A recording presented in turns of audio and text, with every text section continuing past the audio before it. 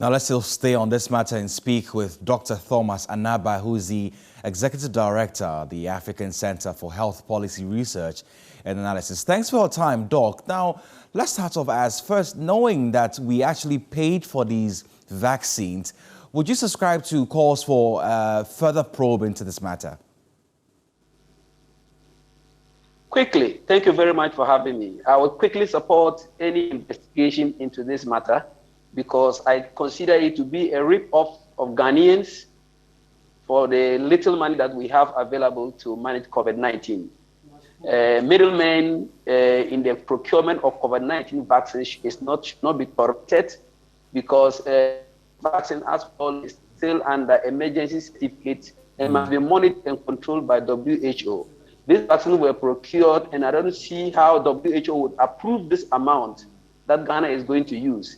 WHO is currently working with all production companies to make sure it's affordable so that we can quickly eliminate this virus in this world. I don't see how Ghana government can rely on an previously alleged dubious person to front for us when we have very renowned people and reliable negotiators for vaccines in Ghana. Why couldn't we use them? How can Russia sell vaccines to a third party to sell to Ghanaians and refuse to sell it direct to Ghana? These are questions that need to be answered. And I think journalists have to go and interview the Russian embassy to ascertain these facts because this is a rip-off, and I'll never that COVID-19 vaccine that is $10 would cost us $19 for a dose. Again, Dr. Anabah, the World Bank is also giving Ghana some $200 million to procure vaccines. In light of these recent happenings, do you think this is a good move?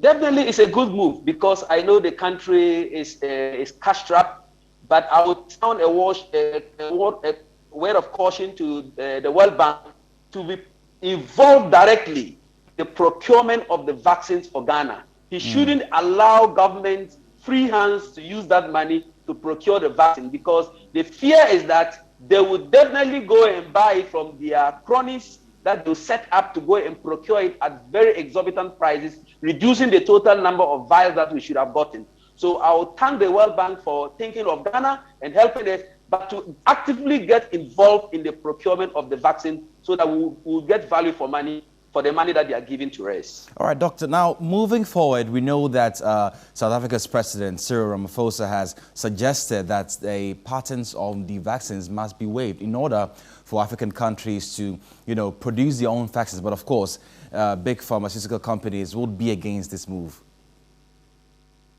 I think this is long overdue, and I appreciate his effort in coming up.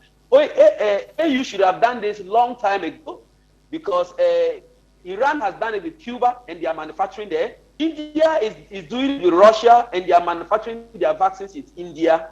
AU should have come together because we are 1-something billion people. We have a bargaining force to persuade all these manufacturers to give us the patent, at least, and get their fee for it so that they could manufacture it in Africa so that the shortage that is going around would be eliminated. So to me, it's a very good call, and that I hope it is heeded to and approved for it to be done.